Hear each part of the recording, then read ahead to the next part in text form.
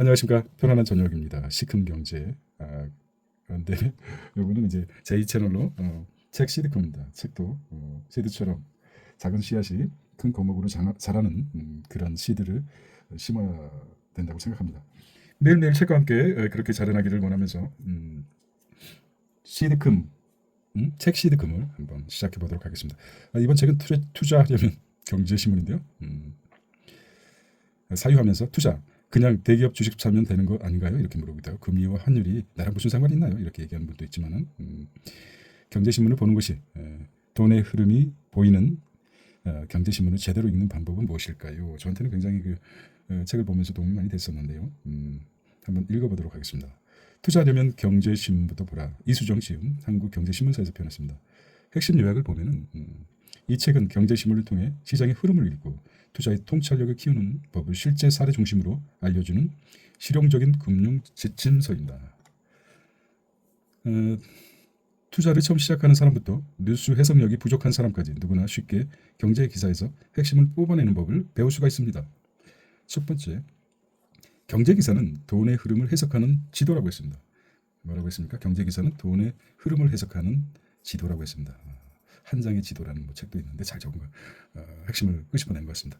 단순 정보가 아니라 금리, 환율, 물가, 유가 등 경제 지표를 어떻게 읽느냐가 중요합니다. 예를 들면 기준금리 인상. 기준금리는 한국에서는 8번 인상하죠. 0.25% 8번 인상합니다.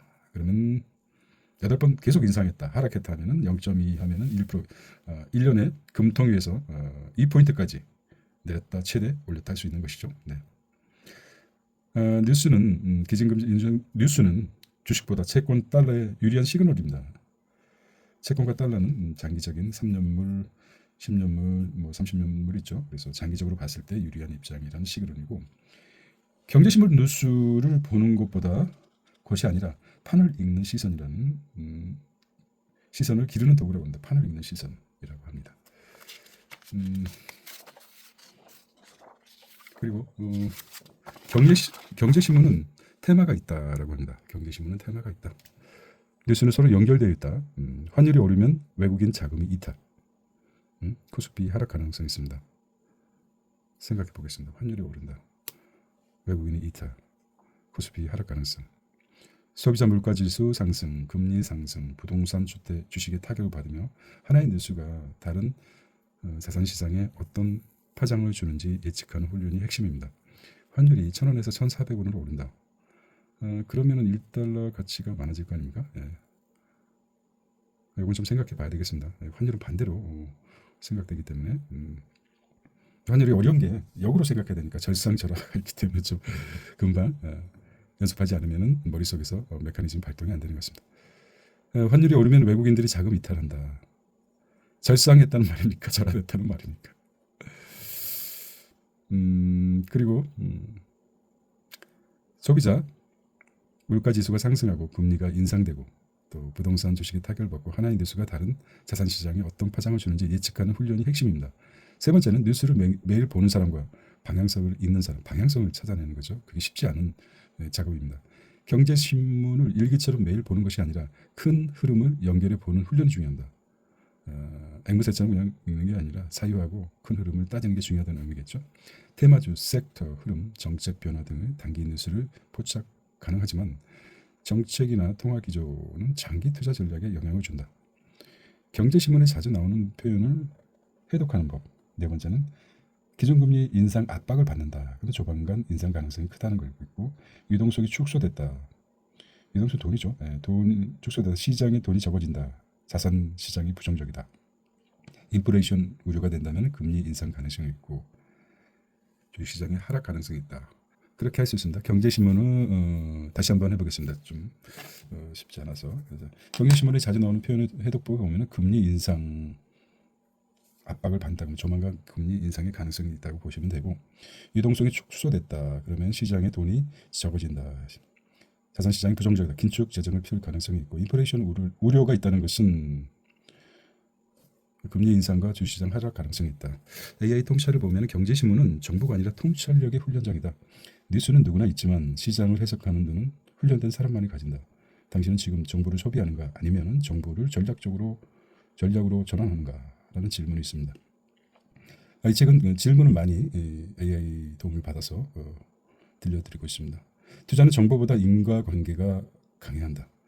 뉴스 하나하나가 아니라 그 뒤에 숨어있는 논리를 보는 것이 투자자의 시선이다. 왜를 반복할수록 투자의 실력이 자란다. 왜 그렇지? 왜지? Why? 투자에 필요한 것은 차트가 아니라 경제 언어 감각이다. 경제 언어 감각. 자, 시장의 수치로 움직이지만 뉴스는 시장 심리와 기대 심리를 전달하는 언어이다. 뉴스는 뭐라고 했습니까? 경제 뉴스는 특히 시장 심리와 기대 심리를 전달하는 언어이다. 당신은 경제 신문을 읽을 때 숫자를 보는가 아니면 그 숫자에 담긴 심리를 보는가? 자, 깊은 질문들을 보면 좀 더 한 단계 딥하게 한번 물어보겠습니다. 깊이. 첫 번째, 나는 경제 기사를 읽고 있는가 아니면 해석하고 있는가? 자, 하루에 한 줄이라도 경제 흐름을 말로 표현할 수 있습니까? 라고 물어봤습니다. 뉴스는 방향이라는 말처럼 나는 지금 어떤 방향을 감지하고 있는가? 투자의 기술보다 중요한 것은 경제 언어를 직관하는 감각이 아닐까라는 생각. 나는 데이터를 사유하는가 아니면 기사에 휘둘리는가? 그렇죠. 직관이라는 것은 운에서 작동되는 거죠. 창의력과 직관은 운에서 작동하고 좌뇌는 분석을 하는 경우죠. 우리가 주로 직장 생활하면서 사용하는 게 좌뇌죠. 철학적 연결고리는 탈레스는 세상 물이라면 현대는 돈이 흐르는 물 속에 있다. 나신 탈레드는 불확실성이 큰 시대일수록 소음과 신호를 구별해야 된다. 그렇죠. 소음과 신호를 구별해야 된다. 현대 투자 철학자 레이 달리오 특히 시장은 심리의 반영이다. 경제 기사는 그 심리의 언어이다. 이 책은 단순히 투자에 관한 책이 아닙니다. 경제를 언어로 훈련을 제공하는 실제적인 인문학 수업이기도 합니다. 당신은 이제 신문 속에 숨겨진 돈 이야기를 읽을 준비가 되었습니까? 매일 쏟아지는 뉴스 속에서 어떤 뉴스를 투자의 시그널로 볼 것인가? 개인적으로 수여된 글인데요. 이렇게 남겼습니다. 자, 한 영상에 3개의 책을 좀 담겠습니다. 책 시드큰. 두 번째는 EBS 다큐 프라임 제작팀이 제작한 자본주의입니다. 책에서도 많이 영상으로 많이 봤을 겁니다. 핵심 내용을 보면은 이 책은 자본주의 역사, 철학, 구조, 모순을 다양한 학자와 사상가들의 목소리를 통해 풀어낸 인문서이자 비판적 교양서입니다. 단순한 경제 체제가 아니라 우리의 삶의 방식, 사고의 틀, 전제의 조건으로서 자본주의를 다각적으로 조망했습니다. 자본주의는 어떻게 시작되었는가? 아담 스미스는 자유시장 이론을 등장시켰고 막스 베버는 프로테스탄트 윤리를 주장했으며 칼 마르크스는 잉여가치 비판을 통해 자본주의는 경제 시스템을 넘어 인간 욕망의 체계가 되었음을 드러냅니다. 자, 여기서 한 가지 더 플러스 시키면 철학적으로 봤을 때 그거는 생각하겠습니다. 자, 시장은 정말 자유로운가?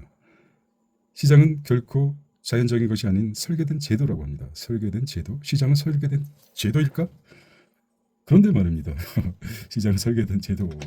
특이한 표현이라서 국가법, 정책, 이데올로기 등에 개입하지 않으면 유지될 수가 없습니다. 보이지 않는 손은 보이지 않게 조종하는 손일 수도 있습니다.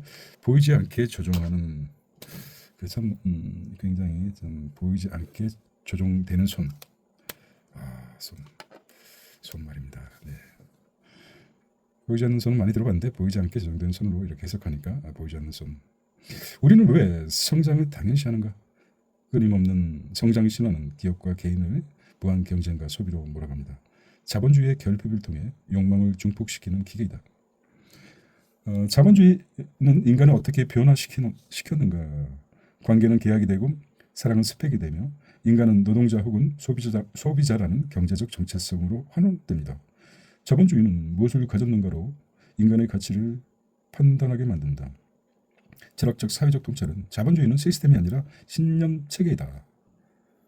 사람들은 자본주의를 비판하지만 동시에 그 안에서 가치와 자존감을 찾습니다. 우리는 정말 자본주의의 피해자인가 아니면 그 신봉자인가? 자본주의는 욕망의 구조를 만든다. 쇼펜하워 얘기하려고 그랬었는데 나오네요. 욕망은 고통을 낳고 만족은 호문을 낳는다고 했습니다. 자본주의는 이 고리를 끊지 않습니다. 오히려 더 세밀하게 욕망을 설계합니다. 나는 무엇을 원해서 소비하는가, 혹은 왜 나는 나조차 모르게 소비하고 있는가. 이게 그 AI가 지금은 챗 GPT를 쓰고 있는데요. 기억하고 있습니다. 쇼펜하우에 대한 읽었던 기억들, 핵심 정의를 뽑아냈던 기억들을 다 기억하고 있어요. 그래서 난데없이 쇼펜하우가 나오는 것입니다. 그래서 사람의 얼굴도 다르고 생김새도 다르고 성격도 다르듯이 챗 GPT가 그 질문하는 그 내용에 따라서 수만 가지, 1000개의 글로 응답하고 있습니다. 참 신기할 정도입니다. 네. 그래서 이제 갑자기 난데없이 쇼펜하우가 나오는 그런 상황이 됐습니다. 저는 굉장히 놀랐습니다. 가끔씩 책을 융합해서 이 책 저 책 철학과 경제학을 융합해가지고 질문하게 되면 또 거기에 맞게끔 글이 나온다고 합니다. 그래서 상당히 그 AI 쓰임새에 따라서 그 활용도가 굉장히 높다고 생각합니다. 그렇고요. 이제 진도 나가면 자본주의는 공정하지 않지만 가장 정교한 설득 체계다. 자본주의의 그 장점을 얘기하죠. 마르크스는 자본주의는 인간을 상품으로 전락시킨다고 했습니다. 그런데 우리는 그 상품이 되는 대신 상품처럼 매력적인 인간이 되려고 합니다. 마르크스가 중요하게 한 말이죠. 자본주의는 인간을 상품으로 전락시킨다고 했습니다.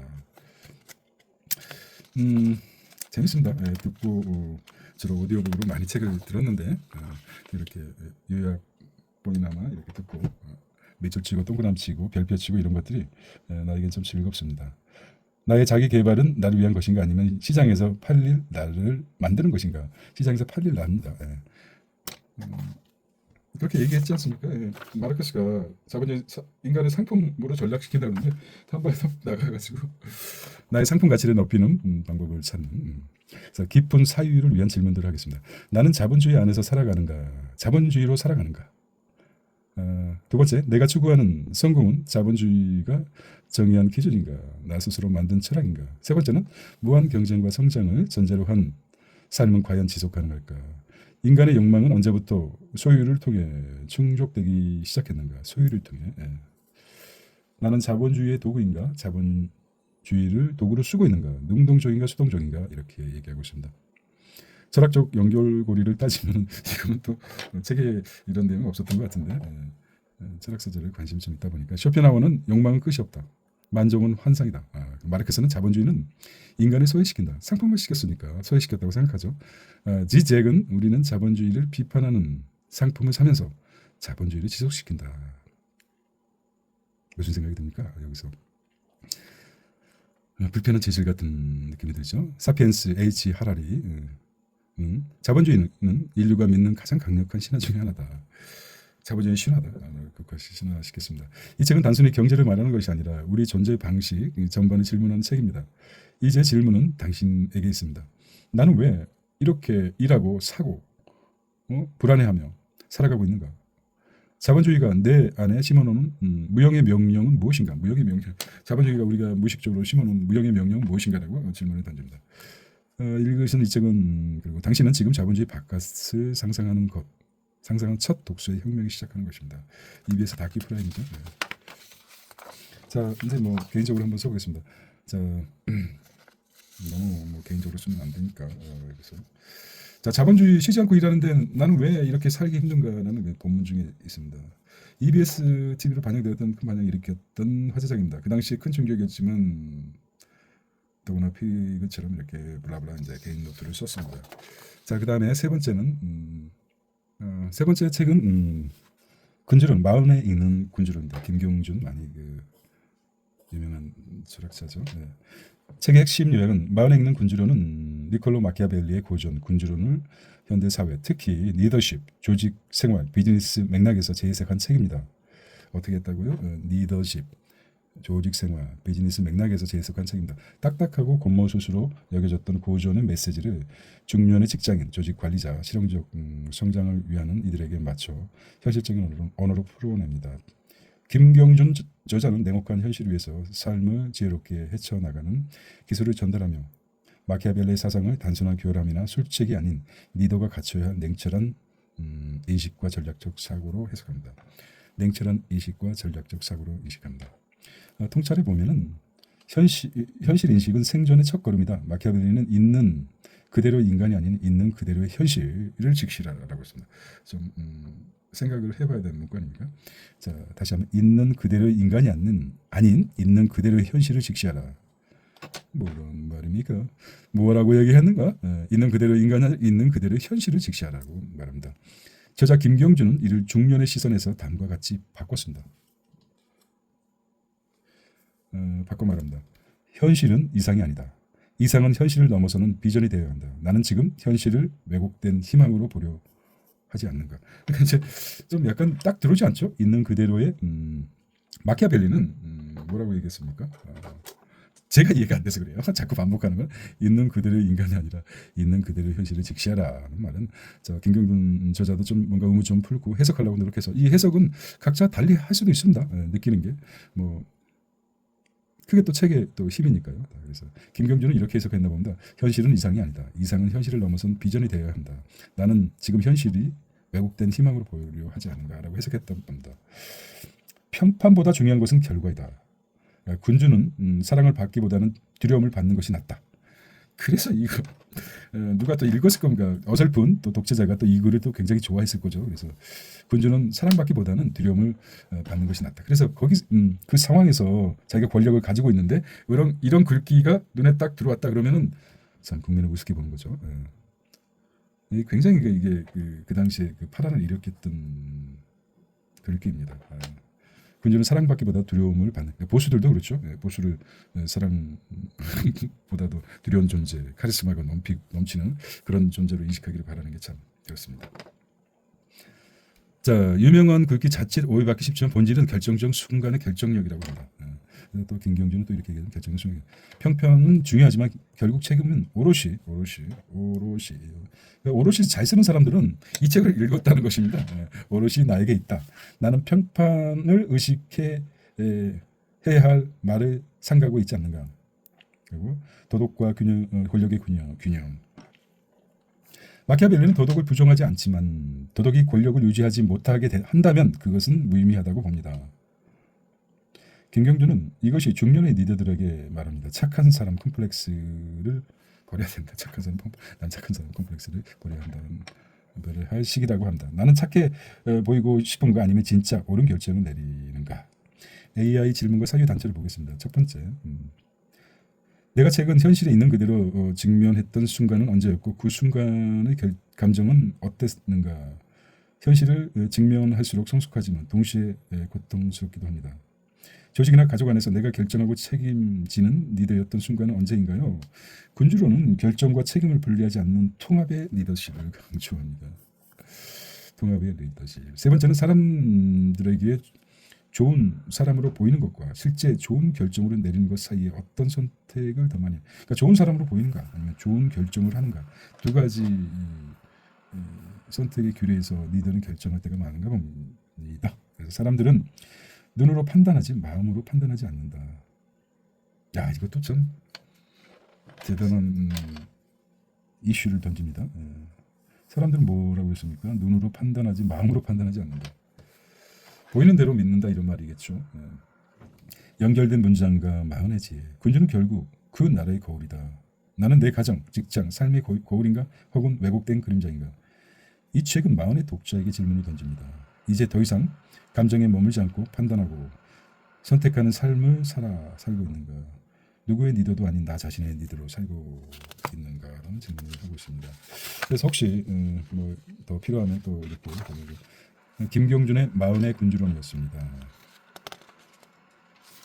다음 책은